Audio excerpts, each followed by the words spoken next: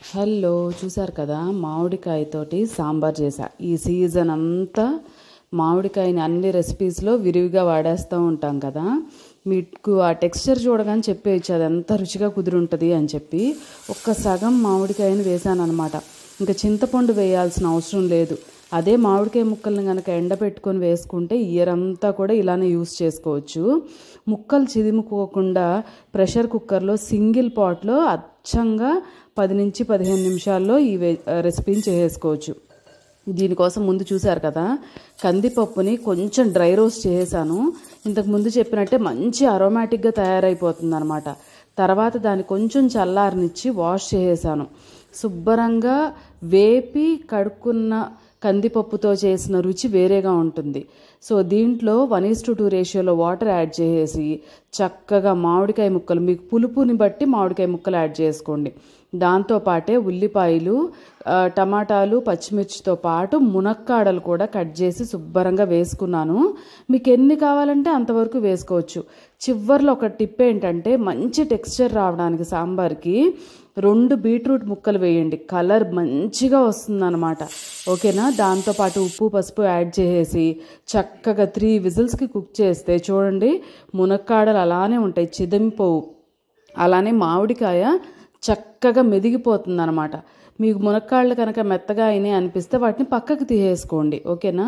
తర్వాత ఉన్న పప్పులో శుభ్రంగా నీళ్లు పోసి యాడ్ చేసుకొని కన్సిస్టెన్సీ ఎంత కావాలో అంత పెట్టుకోండి. చక్కగా నీళ్ళు యాడ్ చేసేసి దాంట్లో మీ రిక్వైర్మెంట్ని బట్టి కారం వేసుకోండి. యూజువల్లీ పచ్చిమిర్చి కనుక యాడ్ చేస్తే కారం వేయాల్సిన అవసరం పెద్దగా ఉండదు. సో కలర్ కోసమో లేకపోతే టెక్స్చర్ కోసమో మనం కారం వేసుకోవచ్చు అనమాట. సో మునక్కాడలు నేను మీకు చూపిస్తున్నట్టు పక్కకి తీసి పెట్టాను. తర్వాత దాంట్లోనే యాడ్ చేసేసాను సాంబార్లోనే. సో సాంబార్ పౌడర్ అలాంటివి వేయాల్సిన అవసరం లేదు. యాక్చువల్లీ ఇది నేను చెప్పాలంటే పప్పుచారు, మన కన్వీనియన్స్ కోసం సాంబార్ అంటున్నా. ఎందుకంటే దీంట్లో సాంబార్ పౌడర్ వేసుకున్నా కూడా చాలా చాలా బాగుంటుంది. Home made sambar powder recipe చూపించాను కదా, ఒకసారి అది కూడా చెక్ చేసేయండి. ఓకేనా. తర్వాత ఇంకా పోపు పెట్టామంటే ఇల్లంతా ఈ పరిమళం వచ్చేసేయాల్సిందే కదా, సుగంధం వచ్చేస్తుంది. సో దీనికోసం ఆయిల్ వేడి చేసుకుని దాంట్లో పోపు దినుసులతో పాటు కరివేపాకు, ఎండుమిరపకాయలు యాడ్ చేసుకున్నాను.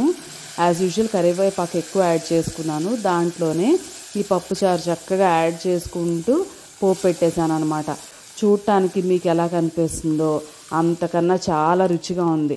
బీట్రూట్ వేయటం వల్ల చక్కటి కలర్, మ్యాంగో వల్ల చక్కటి పులుపుదనం, దాంతోపాటు చిక్కదనం కూడా వచ్చేస్తుంది.